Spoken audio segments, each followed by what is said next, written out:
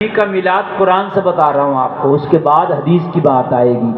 حضرت عیسیٰ کہہ رہے ہیں، اچھا بشرا یبشرو کے معنی آتے ہیں خوشخبری، یعنی عربی کی لغت میں آپ ڈکشنری میں دیکھ لینا، اس کے معنی آتے ہیں خوشخبری، سمجھے؟ اسی سے ہے بشارت، کیا کہتے ہیں نا، بشارت دینے آیا ہوں، یعنی خوشخبری دینے آیا ہوں، خوشخبری دینے آیا ہوں۔ بات سمجھ میں آ رہی ہے کہ نہیں آ رہی ہے؟ تو ڈکشنری میں اس کا معنی ہی خوشخبری ہے۔ اور حضرت عیسیٰ نے یہ نہیں کہا، یہ بھی تو کہہ سکتے تھے میں خبر دینے آیا ہوں ایک ایسے رسول کی جو میرے بعد آئے گا، نام احمد ہے، خبر نہیں کہا۔ وَمُبَشِّرًا، میں خوشخبری دینے آیا ہوں۔ سبحان اللہ، زور سے بولو سبحان اللہ۔ میں خوشخبری دینے آیا ہوں ایسے رسول کی جو میرے بعد آئے گا، اور اس کا نام احمد ہے۔ احمد کیوں کہا، محمد کیوں نہیں کہا؟ تو محمد نام زمینوں میں رکھا گیا، اس وقت زمین پہ آئے نہیں تھے، آسمانوں کا نام احمد ہے نبی کا، تو زمین پہ آئے نہیں تھے، زمین کا نام رکھا نہیں گیا، اس لیے سرکار کے پیدائش کے 7ویں دن، کیویں دن؟ کئی حدیثیں بڑی پڑی ہیں، 7ویں دن سرکار کے دادا حضرت عبد المطلب نے سرکار کا عقیقہ کیا ایک جانور ذبح کر کے، اور 7ویں دن سب کے سامنے اعلان کر دیا میرے اس بیٹے کا نام محمد ہے۔ یہ 7ویں دن عقیقہ کر کے کس نے عقیقہ کیا سرکار کا؟ دادا، زور سے بولو، دادا جان۔ اور آج ایک مسئلہ بھی بتا دوں، بڑی پیاری باتیں ہو رہی ہیں، بہت زیادہ میں جوشیلی تقریر نہیں کر رہا، اس کی وجہ کیا ہے کہ اتنا بڑا مجمع نہیں، آج ٹیوشن کلاس چل رہا ہے، تاکہ کچھ تم سیکھ کر کے جاؤ، ہے کہ نہیں؟ عقیقہ جو ہے صحیح معنی میں 7ویں دن، اور حدیث شریف میں اگر اے بیٹا باتیں نہ کرو، خاموش رہو، اور اگر 7ویں دن عقیقہ بچے کا نہ کر پاؤ تو پھر 14ویں دن، اور اگر 14ویں دن بھی نہ کر پائے تو 21ویں دن، یہ عقیقہ ہے ثابت۔ پھر بعد میں تو کبھی کرتے رہو، مگر عقیقہ یہی 7، 14، 21، مسئلہ سمجھ لیجئے صحیح طریقے سے آپ، یہ ہے عقیقہ۔ سب سے اول نمبر کا عقیقہ 7 دن میں، دوسرا نمبر 14 دن، اور تیسرا نمبر، تو یہ امام الانبیاء ہیں، ان کا تو ہر کام اول نمبر کا ہوگا نا، ان کا 2م درجے کا کام کیوں ہوگا؟ یہ اعلیٰ ہیں سب سے، تو ان کے دادا نے پہلے ہی ہفتے میں 7ویں دن عقیقہ کیا اور اعلان کر دیا میرے پوتے کا نام محمد ہے، تو یہ نام دنیا میں اعلان کیا گیا۔ آسمانوں کا نام آپ کا کیا ہے؟ احمد، تو حضرت عیسیٰ نے احمد نام بتایا، ٹھیک؟ اچھا، حضرت عیسیٰ نے قرآن کہہ رہا کہ یہ کہا میں خوشخبری دینے آیا، یعنی خبر دینے آیا ہوں، خالی خوشی کی خبر دینے آیا ہوں۔ یہ کیا خالی خبر ہے، ایک ہے خبر اور ایک ہے غم کی خبر، ایک ہے خوشی کی خبر، تو آپ نے کیا فرمایا؟ میں خوشی کی خبر دینے آیا ہوں۔ واہ واہ واہ، ہے کہ نہیں؟ اچھا ایک بات بتاؤں، مجھے میں آپ کو خوشی کی خبر دوں اور آپ کا چہرہ مسکرانے لگے تو مجھے بھی خوشی ہوگی کہ میں جیسی خبر لایا تھا اس نے ویسا ہی استقبال کیا۔ یہ بات ہے کہ نہیں ہے؟ میں لاؤں خوشی کی خبر، تم رونے لگو تو میں تو اچنبھے میں پڑ جاؤں گا، یار میں لایا کیا ہوں اور اس نے استقبال کیسا کیا؟ بات ہے کہ نہیں؟ میں لاؤں غم کی خبر کہ فلاں کا انتقال ہو گیا، تم ہنسنے لگو، واہ واہ واہ مزہ آ گیا مزہ آ گیا، تب بھی یار میں حیرت میں پڑ جاؤں گا، میں لایا تھا یار غم کی خبر اور یہ تو خوشی میں ناچنے لگا۔ جیسی خبر لاؤ ویسا ہی استقبال ہونا چاہیے کہ نہیں؟ کیا بولیے، ہونا چاہیے کہ نہیں؟ ہونا چاہیے، تبھی تو ہے خوشی کی۔ میں بالکل قرآن سے چپک کے بول رہا ہوں۔ حضرت عیسیٰ بولے میں خوشخبری دینے آیا ہوں، خوشخبری۔ شادی بھی کے معنی بھی خوشی کے ہوتے ہیں، کیا ہوتے ہیں شادی کے معنی؟ خوشی کے، یہ بھی شاد سے ہے، خوش رہنا، خوشی ہونا۔ تمہارے گھر پہ شادی کا کوئی کارڈ آتا ہے تو اس کا کارڈ دے کر رونے لگتے ہو یا خوش ہو کے کہتے ہو ماشاءاللہ؟ خوش ہو کے کہتے ہو نا، کہتے بھائی ماشاءاللہ، اللہ مبارک کرے، واہ واہ واہ، ارے یہی کہتے ہو کہ نہیں کہتے ہو؟ اگر فلاں کارڈ لایا کہ بھئی یہ میرے بھائی کی شادی کا کارڈ ہے، فلاں تاریخ میں بارات ہے، فلاں میں ولیمہ ہے، آپ کو آنا ہے، شرکت کرنا ہے، تو آپ کیا کہتے ہیں مسکرا کے سبحان اللہ، اللہ تمہارے بھائی کی شادی مبارک کرے ہے؟ ماشاءاللہ ماشاءاللہ. یہی کہتے ہیں کہ نہیں کہتے ہیں؟ یہ منہ بنا کے بیٹھ جاتے ہیں، یہ کہتے ہیں مبارک کرے. اب مبارک کرے، ٹھیک ہے مبارک بھی ہو گئی. اب وہ کارڈ دے کے چلا گیا، تم کو خبر دے کے چلا گیا وہ، جی ٹھیک ہے، خبر دینے والے کا کام پکڑ کے تھوڑی بیٹھے گا، وہ تو چلا جاتا. واہ واہ واہ. حضرت عیسیٰ خبر دینا ہے، خبر دے کے چلے گئے. چلے بے شک. چوتھے آسمان میں ہے، چلے گئے وہ بھی. اب تم نے کیا کرنا ہے؟ یہ خوشی کی خبر آئی تھی، وہ خوشی ابھی تام نہیں ہوئی، وہ خوشی ابھی کارڈ والی مکمل نہیں. یہاں تو نے ماشاءاللہ مبارک کو کہہ دیا، مگر ابھی مکمل نہیں ہے. جب اس کا ولیمہ ہو تو وہاں جانا پڑے گا.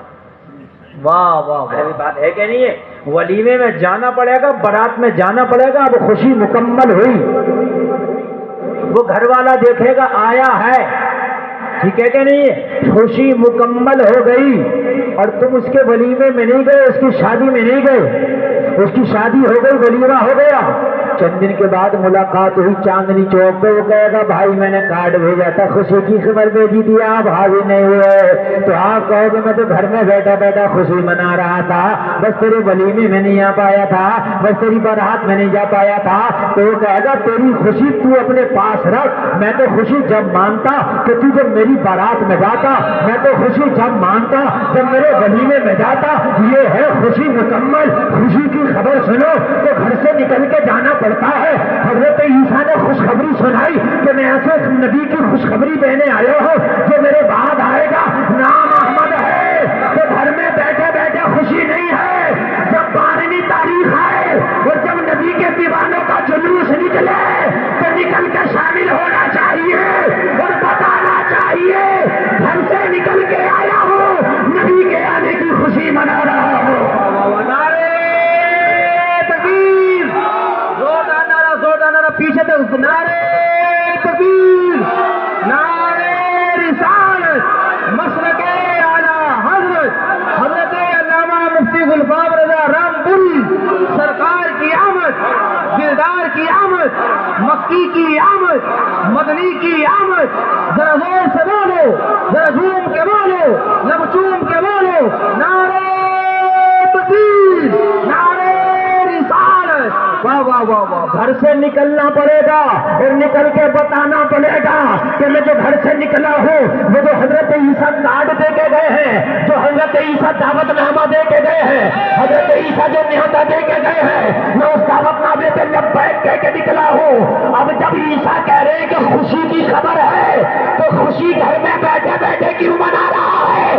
باہر نکل کے منا تاکہ زمانہ دیکھے آج یہ نبی کا غلام خوش کیوں ہے. تو پوری دنیا کہے کہ نبی کے آنے کا دن ہے، اس لیے خوشی خوشی نظر آ رہا ہے. کبھی تو بریلی کا تاجدار بولا حشر تک ڈالیں گے ہم پیدائش مولا کی دھوم، مثل فارس نجد کے قلعے گراتے جائیں.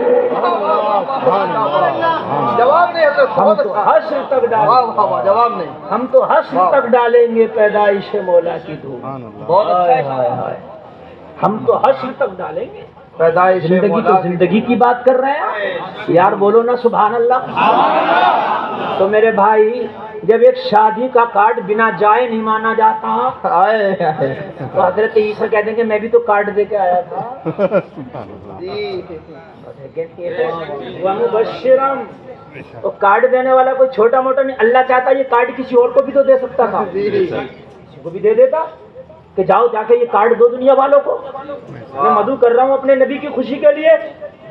مگر جب کارڈ دے کے بھیجا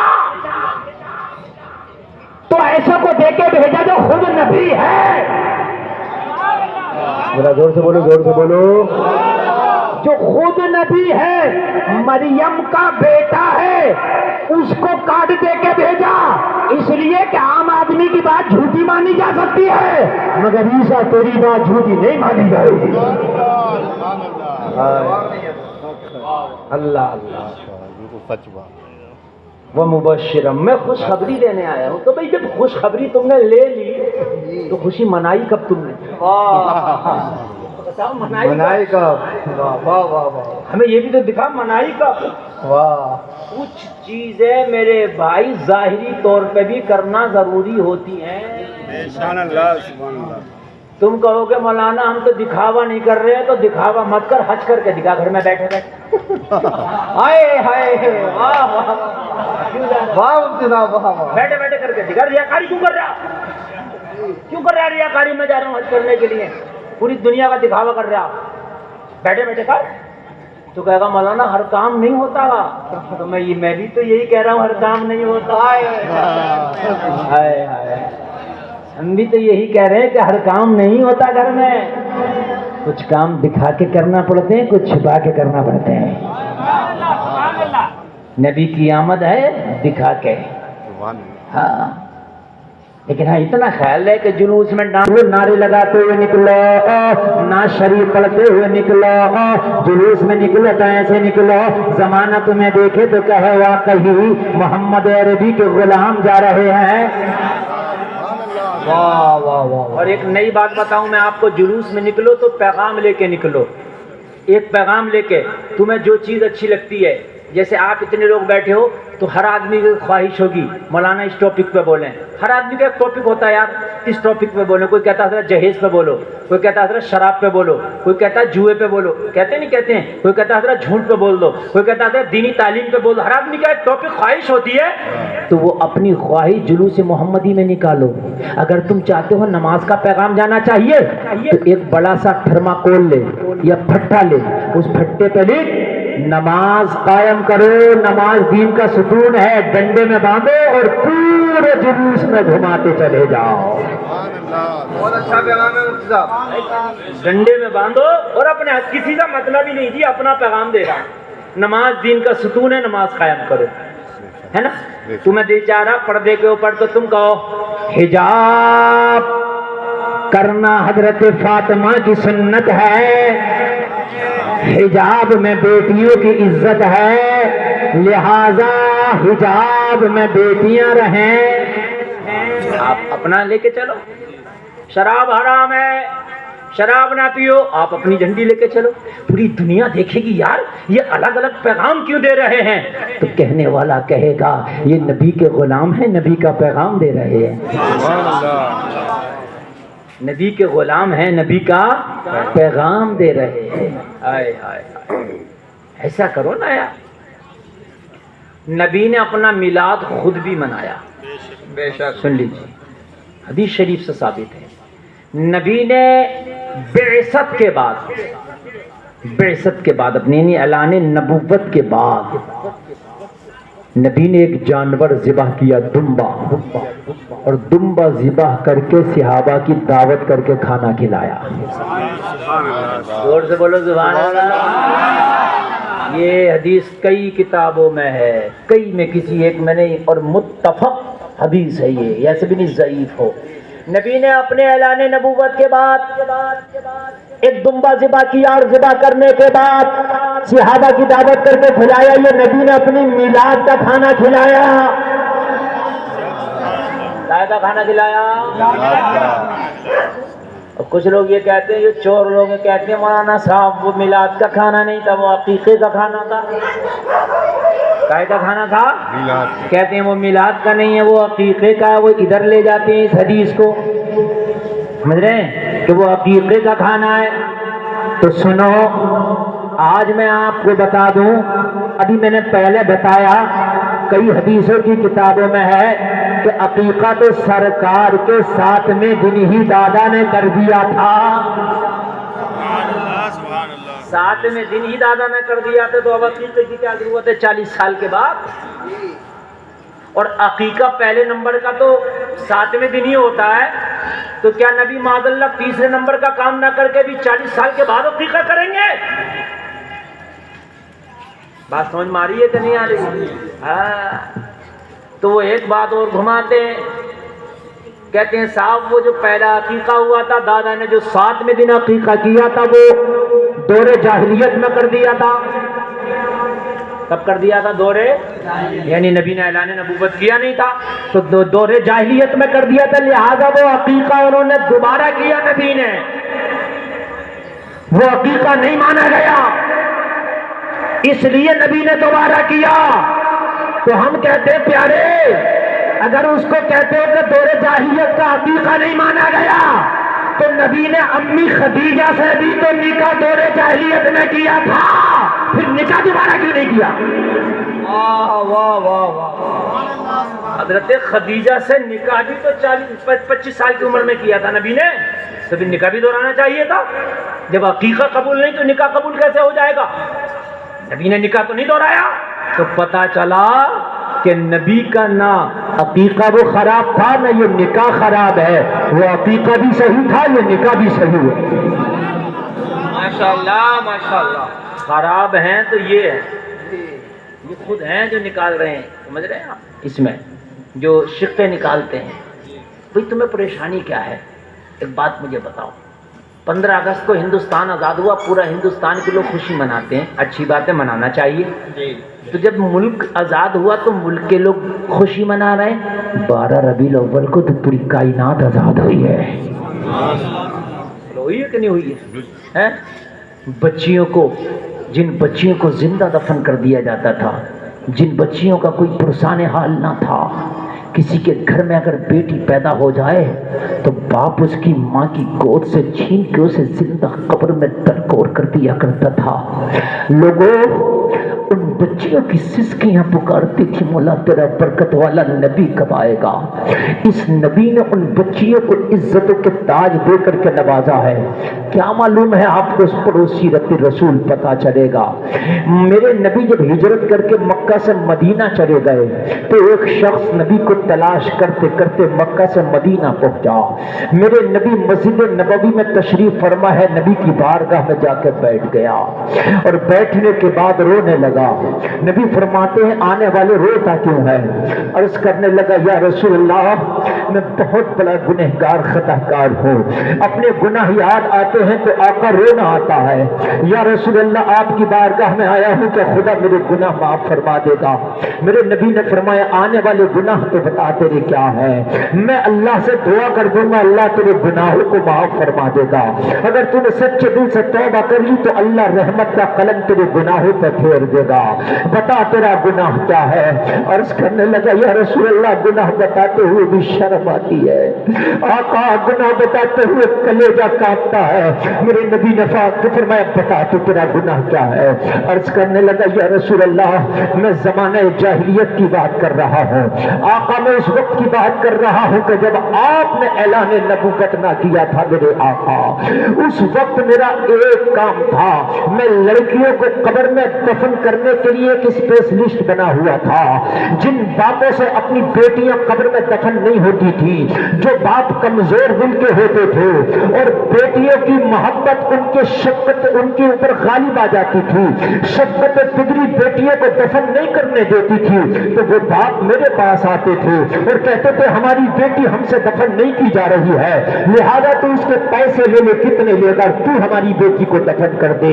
یا رسول اللہ، میں لوگوں کی بیٹیوں کو پیسوں کے بدلے میں قبر میں دفن کرتا تھا آقا، میں نے 99 لڑکیوں کو قبر میں دفن کر دیا تھا۔ یا رسول اللہ، میں اتنا بڑا گناہگار تھا، میرا دل کالا ہو چکا تھا، مجھے بالکل بھی ڈر نہیں لگتا تھا، نہ مجھے اپنے گناہوں پہ پچھتاوا تھا۔ یا رسول اللہ، 99 لڑکیوں کو جب دفن کر چکا تھا تو ایک 100واں کیس میرے سامنے آیا، ایک باپ میرے پاس آیا اور آ کے میرا میں نے سنا ہے کہ تو پیسے لے کر لڑکیوں کو زندہ دفن کرتا ہے۔ میں نے کہا ہاں میرا یہی کام ہے۔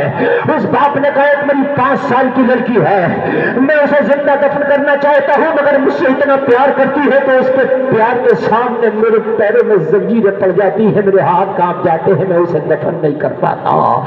جب میں سوچتا ہوں کہ اسے زندہ دفن کر دوں تو وہ پیار سے اپنی باہیں پھیلا کے کہتی ہے میرے باپ مجھے اپنی آغوش میں لے دے۔ اتنا پیار کرتی ہے کہ میں جب تک گھر پہ نہ جاؤں وہ کھانا نہیں کھاتی ہے، اتنا پیار کرتی ہے، صبح کو جب اٹھتی ہے تو اپنی ماں سے کہتی ہے میرا باپ کہاں، اسے پہلے ناشتہ دے دو۔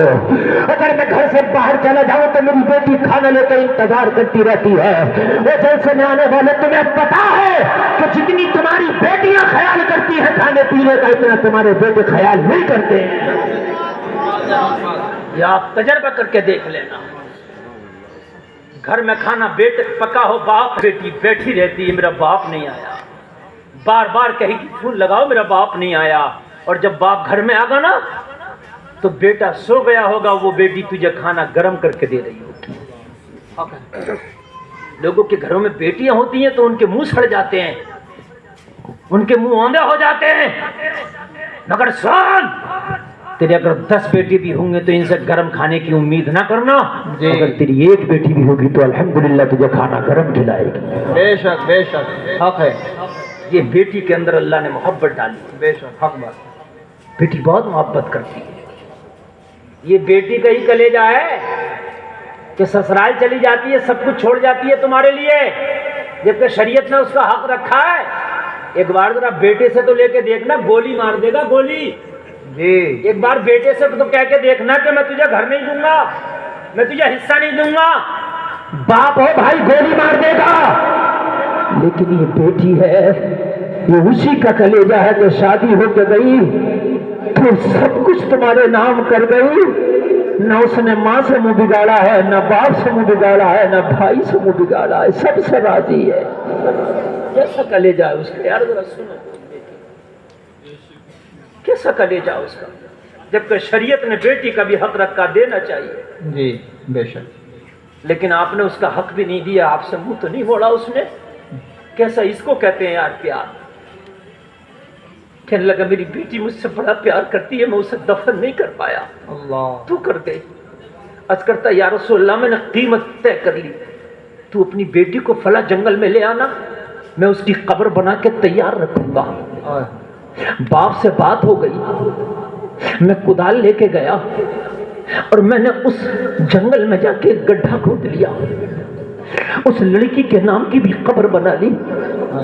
میں انتظار کر رہا تھا، تھوڑی دیر میں وہ باپ دعوت کے بہانے سے اپنی بیٹی کو گھر سے تیار کر کے لایا.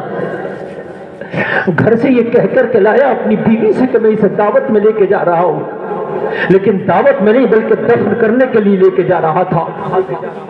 عرض کرتا یا رسول اللہ، جب وہ میرے پاس لے کر کے اپنی بیٹی کو آیا جہاں میں قبر کھود کے تیار کھڑا تھا، اس کی بیٹی کی نظر جب میرے اوپر پڑی تو بیٹی کی چیخ نکل گئی.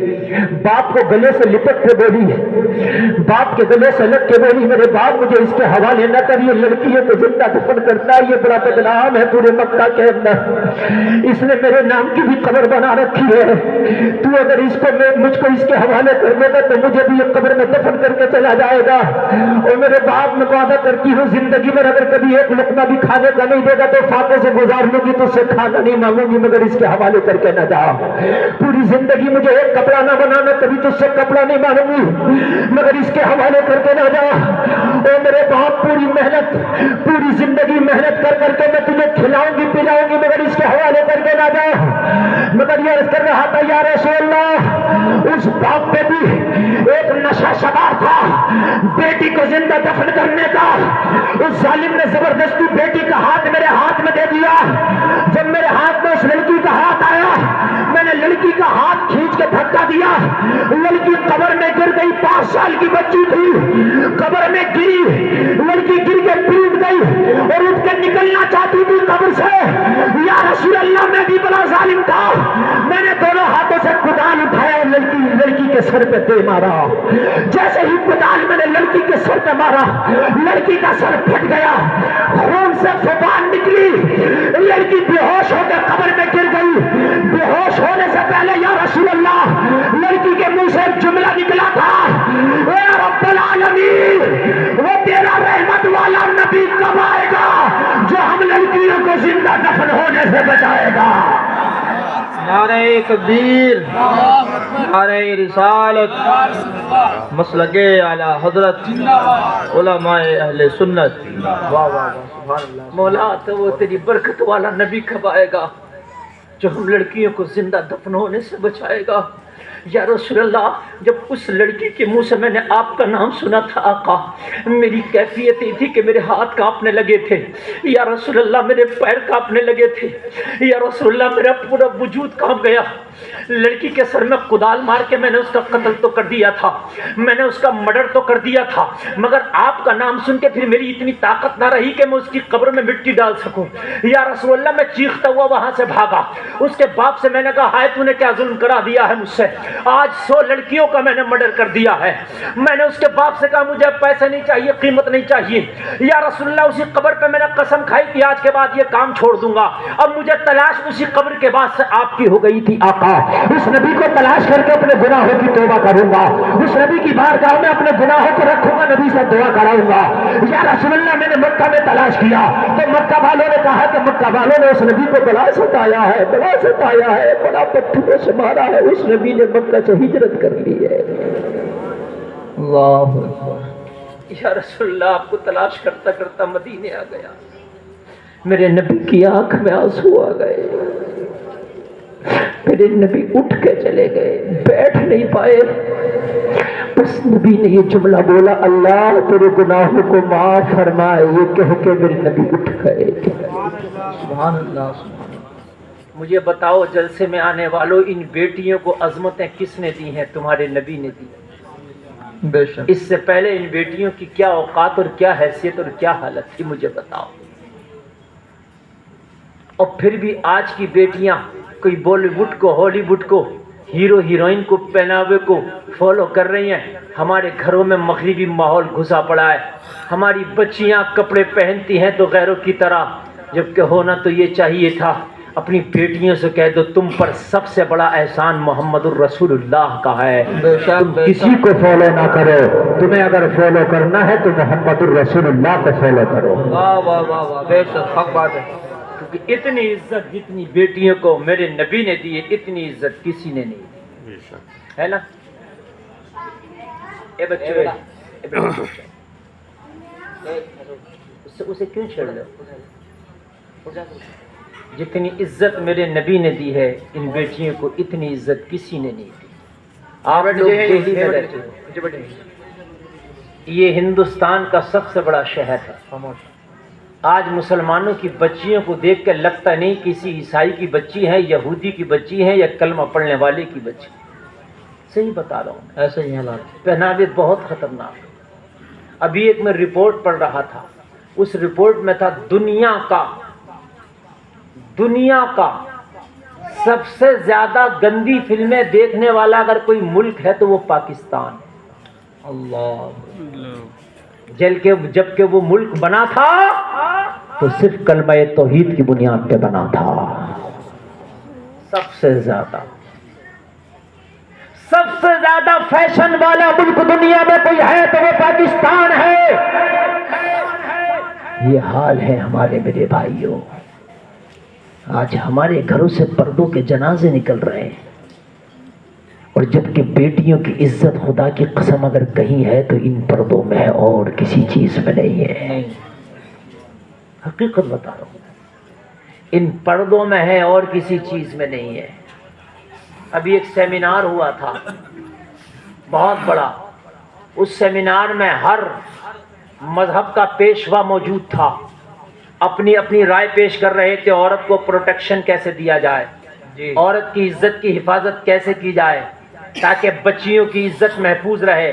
تو کسی نے کہا تھا بچیوں کے لیے جو ہے ہیلپ لائن بننا چاہیے, اور ہیلپ لائن نمبر بھی بنایا گیا. کسی نے کہا ڈپارٹ بننا چاہیے, کسی نے کہا خطرناک دھارا بننا چاہیے, کسی نے کہا عزت کے لٹیرے کو پھانسی ہونا چاہیے, کسی نے کہا عزت کے لٹیرے کو آگ میں جلا دینا چاہیے. اس سب کے باوجود بھی ایک تمل ناڈو کا پنڈت کھڑا ہوا تھا, اس نے کہا تھا یہ سب کچھ کر دیا جائے, مگر پھر بتاؤ کوئی گارنٹی ہے کہ بیٹیوں کی عزت محفوظ رہے گی؟ چلو ہم بلاత్కాری کو پھانسی دے دیتے ہیں, چلو بلاత్కాری کو آگ میں ڈال دیتے ہیں, تو کیا بلاత్کار بند ہو جائے گا؟ تو جواب ملا تھا نہیں, بلاత్کار پھر بھی بند نہیں ہوگا. تو اس پنڈت سے کہا تھا پھر تو بتا کہ کیا ایسا کیا جائے جو 100% بلاత్کار پر لگام لگ جائے. تو اس نے کہا تھا نیا قانون بنانے کی ضرورت نہیں ہے, قانون 1400 سال پہلے بن چکا ہے, اس پہ عمل کرنے کی ضرورت ہے, اس قانون کو فالو کرنے کی ضرورت ہے. تو سیمینار میں سب نے پوچھا تھا پنڈت تو بتا وہ قانون کون سا ہے 1400 سال پہلے کس نے بنایا؟ کہ کہنے لگا قانون بنانے والا محمد عربی مسلمانوں کا نبی ہے. کہا قانون کیا ہے؟ کہا قانون کا نام ہے پردہ. اگر بیٹیاں پردوں کو فالو کرنے لگے تو 100% لڑکیوں کی عزت محفوظ ہو جائے گی. واہ واہ واہ واہ واہ, نعرہ تکبیر, نعرہ رسالت, علماء اہل سنت, مسلک اعلیٰ حضرت علامہ مفتی گلفام رضا قادری رامپوری. ماشاءاللہ, سبحان اللہ, سبحان اللہ. اور میں گارنٹی دے رہا ہوں, آج جاؤ گارنٹی لے جاؤ, جو بیٹیاں پردے میں رہتی ہیں خدا کی قسم ان کا کوئی بال بیں کا بھی نکل سکتا. پردہ ہی ایک ایسی چیز ہے, پردہ ہی صرف ایک ایسی چیز ہے. توجہ کرنا, دہلی میں میری تقریر ہو رہی ہے, دل پھٹتا ہے, اور یہ بات کہوں تو کڑوی ہو تو معاف کرنا, آپ کا دل دکھانا مقصد نہیں ہے, لیکن حقیقت سے آشنا کرنا مقصد ہے. دہلی اور ممبئی اور حیدرآباد بڑی سٹیوں کی زیادہ تر لڑکیاں, زیادہ تر سے مراد ہے اس ماحول والی لڑکیوں کے غیر مذہب والوں سے دوستیاں ہیں. اور یہ فیشن بن گیا, فیشن.